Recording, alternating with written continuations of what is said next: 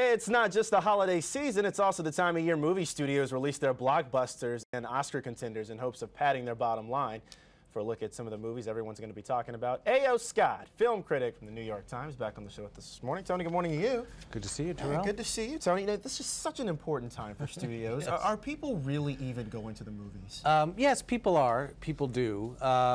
People don't always go to the movies that the studios wish that they would go to. And this is also a time where unusually people start paying a little attention to what I and my colleagues have to say about movies, and because it is, as you say, the Oscar season, the award season, the time when not only the big commercial movies but also the prestige movies. Let's talk about some of the serious movies, right? And we've got some of those that are coming out. A lot of them are going to be talked about. Some of them are already out right now. The King's Speech getting a lot of Oscar buzz. What do you think? Yeah, well, the King's Speech is a kind of very conventional kind of Oscar movie. I don't mean that necessarily in a bad way, but it's British actors and Australians. Jeffrey Rush, Colin Firth, Helena Bonham Carter. It's very sort of high-toned drama about the King of England, or the guy who's becoming the King of England, who has a terrible stutter, overcoming adversity and overcoming his disability with the help of a teacher and his plucky wife, the Queen Mother.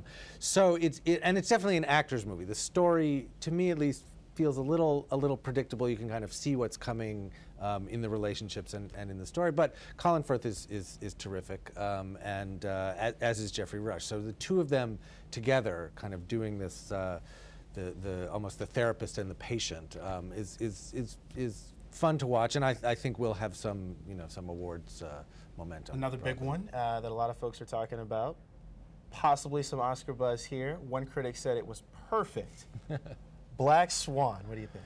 Oh, Black Swan is a really interesting movie because this is the one that I think in this Oscar season is dividing people, is dividing critics and audiences, which I always think is a good thing, a movie that people can argue about, that you can walk out not saying to your friend or your date or whatever, oh, that was okay, yeah, that was so good, I like that too, but one of you saying, oh, that was amazing, that blew my mind, and the other one saying, that's the craziest thing I've ever seen in my life. And it is a pretty crazy, over-the-top movie. It's Darren Aronofsky who did The Wrestler and Pi and Requiem for a Dream, an amazing performance by Natalie Portman as a young ballet dancer who is desperate to play the lead role in Swan Lake and is kind of coming unhinged. So a lot of what is happening in this movie, you don't know if it's happening in her head or if it's really happening, and it's almost like a horror movie. It's a combination of a sort of psychological thriller, a ballet backstage drama, and really a kind of pretty scary horror movie. Mark Wahlberg playing junior welterweight in The Fighter. Yeah. I think we'll hear his name Oscar night. I think we'll hear some names from that movie. That one, I think,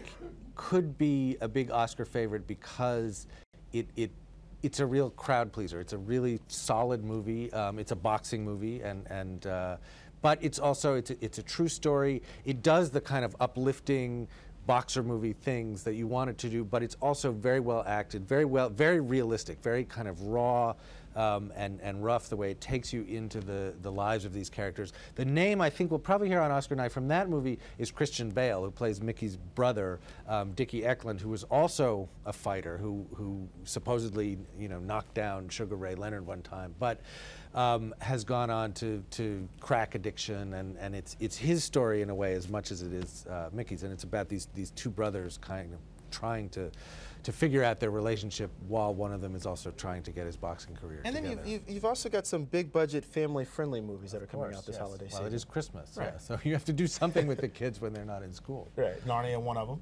Yeah, Narnia is an attempt to revive that franchise, moved it over from Disney to Fox, and trying to keep it going through all however many 7 or 9 books of that series. We'll see if it happens. I mean, movies like that one's opened a little bit soft, but I think maybe if it has good word of mouth over the course of the holiday season, it could pick up. Gulliver's Travels. Gulliver's Travels, that one I have yet to see. I'm very curious about that because I'm a big fan of Jack Black and also of Jonathan Swift, and how you get those two together in the same movie is be something interesting to see. Golden Globe nominations announced on Tuesday. True Grit, nothing. What happened? True Grit shut out. I don't know. I don't know what happened, because that movie, certainly there's a lot of awards pedigree. There's last year's Best Actor winner, Jeff Bridges, Oscar winner Jeff Bridges, in there, giving a really kind of rascally performance. If you could imagine, you know, the Big Lebowski 20 years older in the Old West with one eye, that would be his Rooster Cogburn. I don't know, the Golden Globes have often not favored the Coen brothers. And also that movie hasn't opened yet, so no one, the reviews are not out, the audiences haven't reacted.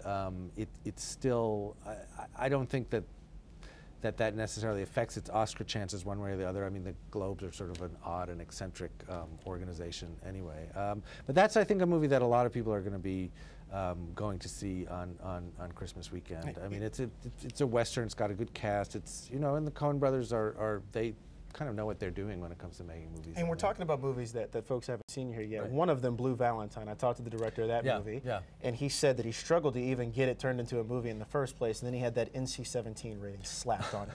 Yes. Now that's gone, he has an R rating. Now, how much does that help that movie? Well, I think that's very important, just the rating, because a lot of theater chains won't show NC-17 movies. Now, this is a movie, this is a very intense, intimate, emotional drama. It's not, you know, a kind of entertaining, feel-good popcorn movie, but I think it has two very strong performances, Ryan Gosling and Michelle Williams, as this young couple shown at two moments in their relationship, when they're falling in love and getting together, and then when they're kind of falling apart 6 years later, and these two stories are intercut.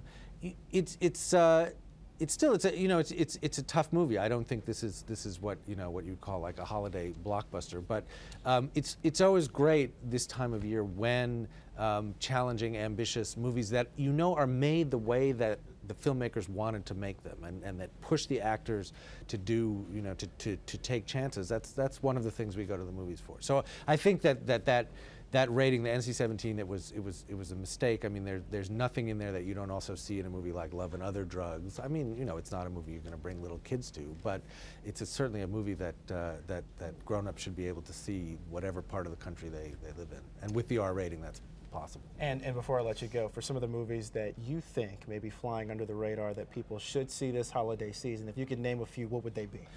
There's one that I really like. It's called Somewhere. It's the latest movie from Sofia Coppola, did Lost in Translation, Marie Antoinette. It's really, it's again, it's a very quiet, subtle movie.